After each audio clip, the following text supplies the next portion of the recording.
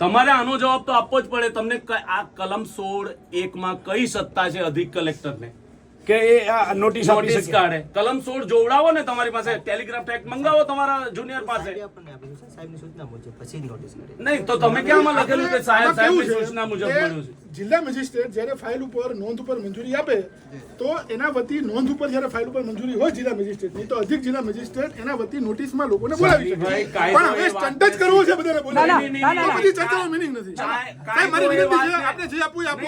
વિષય પૂરો કરો. જાનીભાઈ, કાયદો એ વાતને સ્વીકારતો નથી. તો સાહેબ આપણે કાયદાકીય અધિકાર પ્રમાણે આપ લડી લેજો સાહેબ. અમે અમારી રીતે અમારો નહીં, નિર્ણય નહીં, લેવા નહીં, લડી શા માટે લઈએ? તમારે જો પહેલું સાહેબ તો આ રદ કરવું પડે છે.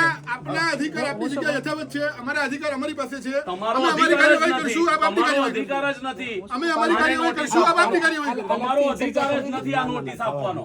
મને તમે કહી દીધું, મેં સાંભળી લીધું અને સાહેબ. એના હાઈકોર્ટના હવે 25 જજમેન્ટ છે અમારી પાસે. સાહેબ આપ હાઈકોર્ટમાં જઈ શકો છો. 25 જજમેન્ટ છે આપ મારી હાઈકોર્ટમાં જઈ પાસે. શકો છો, તમે સર. કહો તો એક આપ હાઈકોર્ટમાં જઈ શકો છો online સાહેબ. આપી શકું બધા આપ judgment. હાઈકોર્ટમાં જઈ શકો છો. બરાબર છે, અને નોટિસો રદ થયેલી છે. તમે એવું ઈચ્છો છો કે અમે આપ હાઈકોર્ટમાં જઈ શકો છો, જઈને આપનો અધિકારનો આપ ઉપયોગ કરી શકો છો. આપે મને પ્રશ્ન કર્યો, મેં સાંભળી લીધો. ના, હવે અમે અમારું કામ એનું કરશું. નિરાકરણ લાવવું પડે ને. એ નિરાકરણ અમે અમારી રીતે લાવશું. અમારી સત્તા છે અને અમારી જવાબદારી પણ છે. અમે તો કરશું. જવાબદારી હોય તો આવું કરી જ નહીં શકે. અધિકારી આવું કઈ રીતે કરી શકે? તમે મને કીધું, મેં સાંભળ્યું નાગરિક આવું તરીકે. કઈ રીતે કરી શકે?